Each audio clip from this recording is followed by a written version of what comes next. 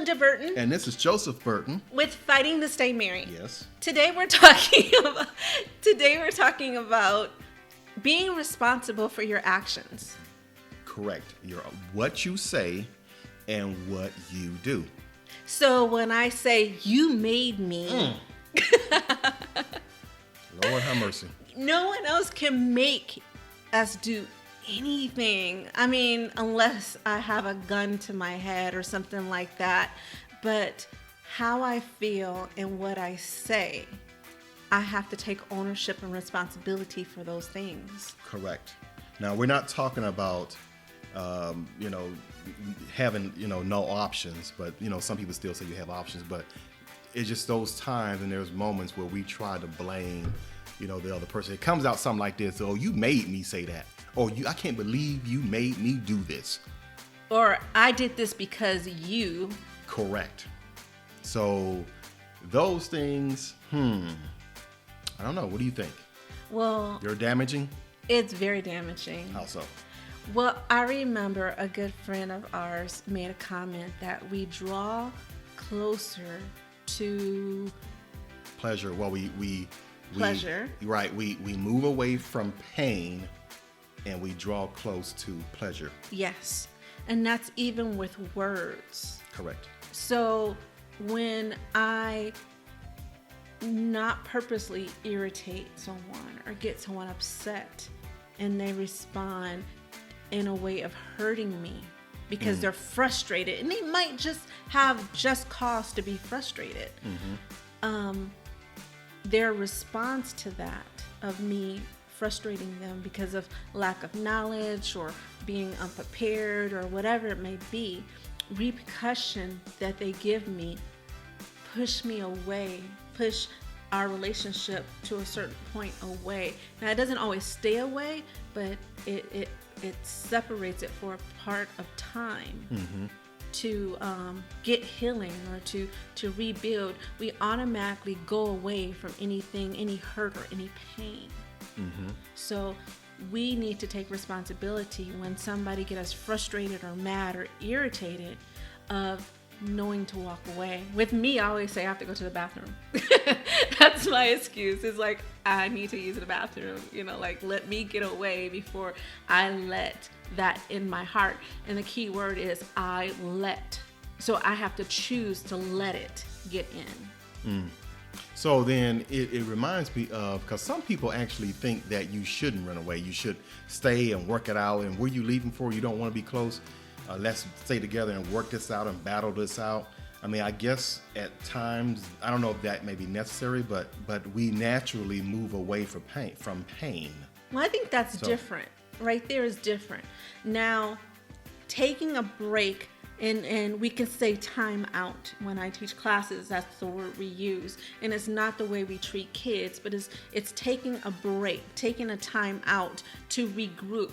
For me to have intelligent conversations about how you hurt me, that we can discuss it, I can't still feel that way. So that's a skill, because that doesn't come naturally. It doesn't. People doesn't say time out. You don't walk away from me when I'm talking to you. But we don't say time out. Like I said, I know we don't say time out. I need to go to the bathroom or I need a break. So but the person follow you. But the person will follow you to the bathroom. Well, no, because usually it's before it gets to the point that I'm expressing my frustration with the person. So they don't even know they're starting to irritate me. Now, every time I go to the bathroom, everybody's going to listen, be like, is she irritated with me?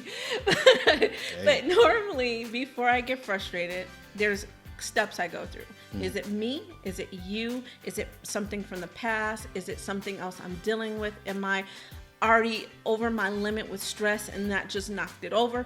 I quickly go through all that through my head, but at the same time, I know I need to take a break. I need to walk away and think. And my excuse is normally I'm going to, I need to use the bathroom. I need to excuse myself for a second.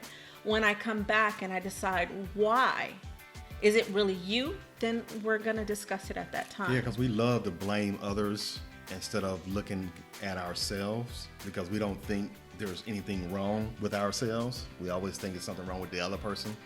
So if you think that something's wrong with the other person, more than likely, there's something wrong with you. Yeah, but we You know have what I mean? to Or learn how wrong to, with that person. we also have to Placing learn the how to blame. have goodwill towards that person.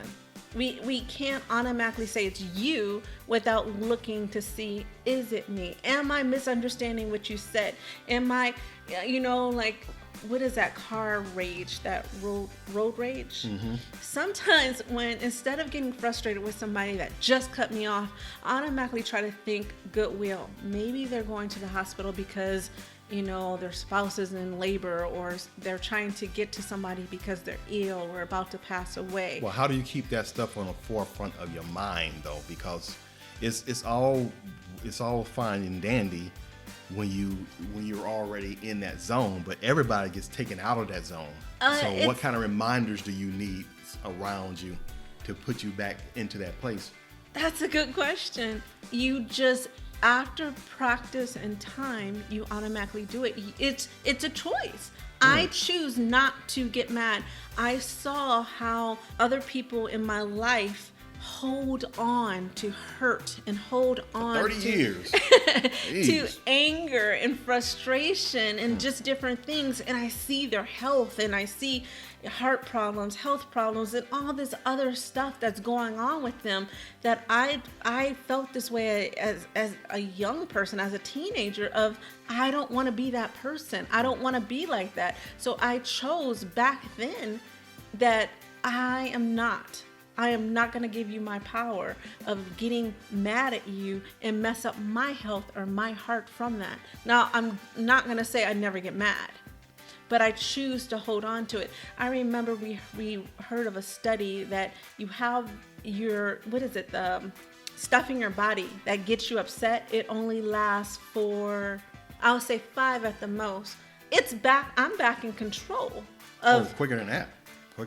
Way quicker. It's like, I don't know the exact number, but I know it's just a few seconds that you get angry. But anything after 30 seconds or so, I think it is, then now you're making a choice to be angry. Right.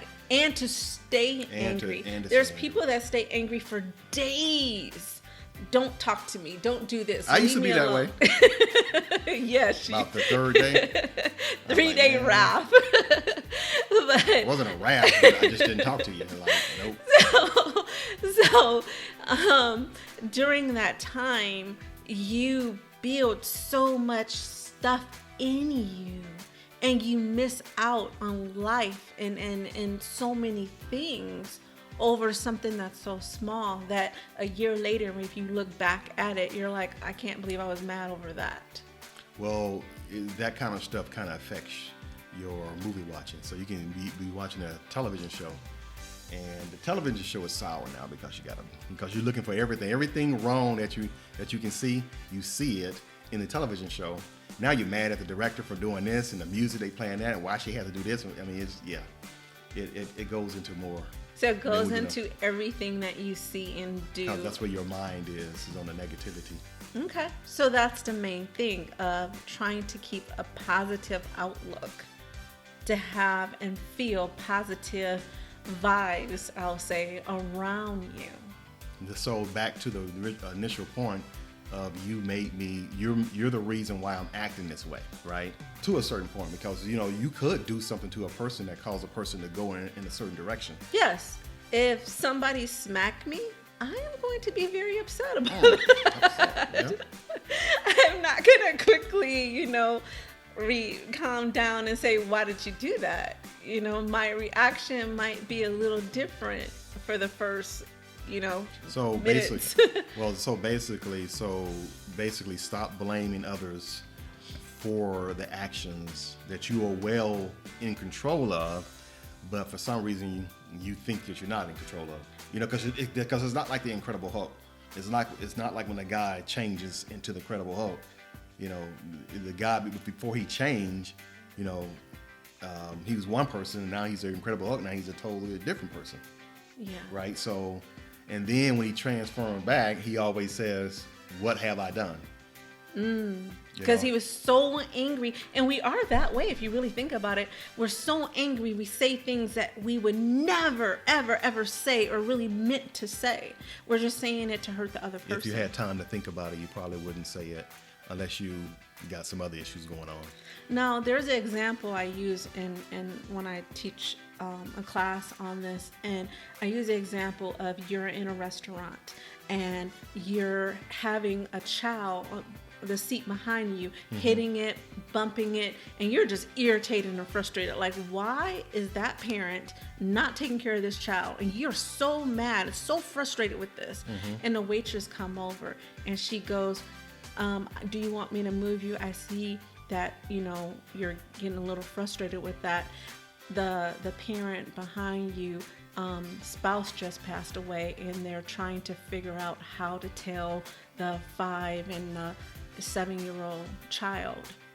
And all of a sudden, everybody look at that as a new atmosphere. Like, okay, they're still, like, don't want the kids to be banging on a seat, but you change your mindset. You might be a little frustrated that you just moved, but you won't be as irritated and frustrated and ready to, like, can't you handle your kids' words coming out your mouth with more understanding of, wow, she's going through something or he's going through something. So that's the point of having goodwill for people, of understanding that they might be going to something. And that goes back to, like, driving in the car, they're going to the hospital, or they're trying to handle this. It's having goodwill to the people around us. I never married you and said I do, knowing I'm going to purposely hurt you. That I never had a will to do that. So what does this have to do under the fighting to stay married thing? The fighting to stay married part with this topic is basically saying you're responsible for your actions. And to be responsible for your actions is also being responsible for your thoughts. Okay. So the whole idea is being responsible for your thoughts, being responsible for your actions. And no one can make you hit them or do something or say something.